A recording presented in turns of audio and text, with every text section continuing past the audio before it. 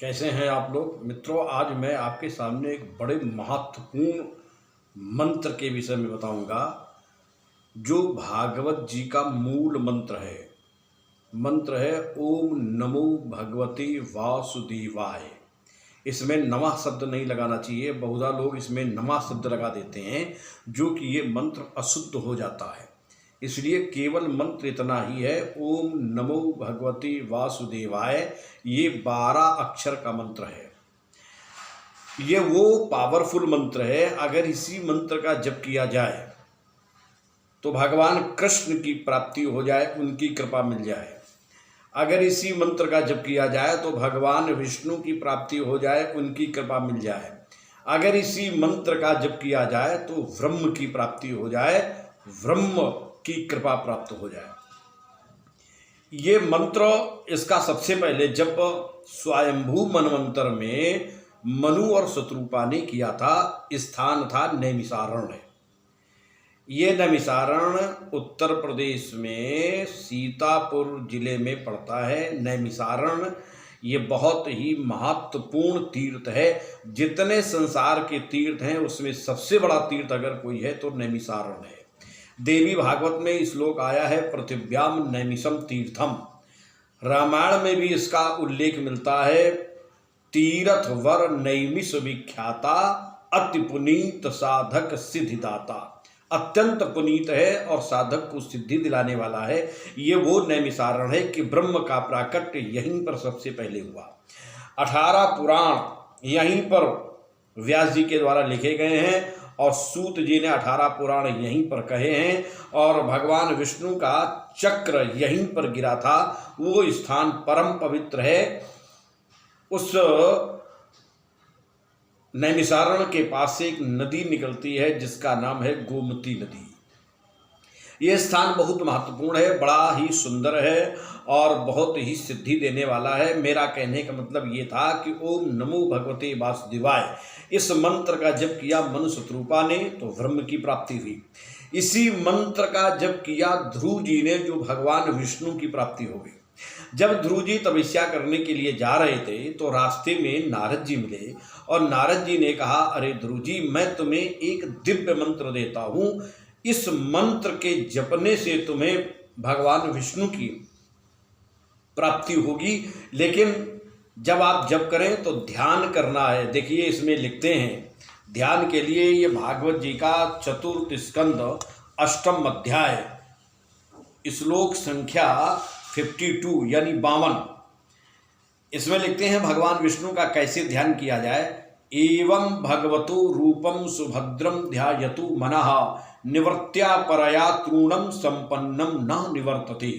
भगवान विष्णु का जब ध्यान करे तो देखे विचार करे कि भगवान का सुंदर सांवला स्वरूप है। घने बादल के समान जिनका सांवला स्वरूप है, जिन पर पीतांबर ऐसे फहरा रहा है जैसे आकाश में बिजली लपलपा रही हो, और उनके बड़े सुंदर घुंघराले बाल हैं और कानों के जो कुंडल हैं वो मछली के आकार के हैं। गले में कौस्तुभ मणि को धारण किए हुए, वनमाला को पहने हुए भृगु जी ने एक बार अपने चरण का प्रहार भगवान विष्णु के वक्षस्थल पर किया था, तो वो चरण चिन्ह भगवान के वक्षस्थल पर दिखाई दे रहा है। जिनके गालों से बड़ा सुंदर सा प्रकाश निकल रहा है और जिन्होंने अपने कमर में करदनी को पहन रखा है, जिनकी लड़ें नीचे तक लटक रही हैं, शंख चक्र गदा कर और कमल धारण करने वाले ऐसे मंद मंद मुस्कुराते हुए भगवान का ध्यान करते हुए इस मंत्र का जप करें।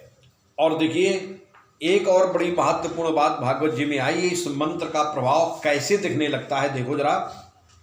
अगला श्लोक देखो भागवत जी का 53 यानी 4th स्कंद 8वां अध्याय का 53वां श्लोक।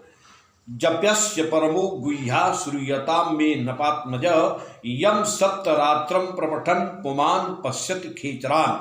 अर्थात इसका अर्थ ये हुआ कि नारद जी कह रहे हैं कि हे ध्रुव जी, अगर जो व्यक्ति 7 रात्रि तक इस मंत्र का जप करता है तो आकाश में विचरण करने वाले देवता स्पष्ट दिखाई देने लगते हैं, दिखाई पड़ जाते हैं। ये वो महामंत्र है। इस मंत्र के जप करने से अनेक प्रकार की कृपा भगवान विष्णु की प्राप्त होती है।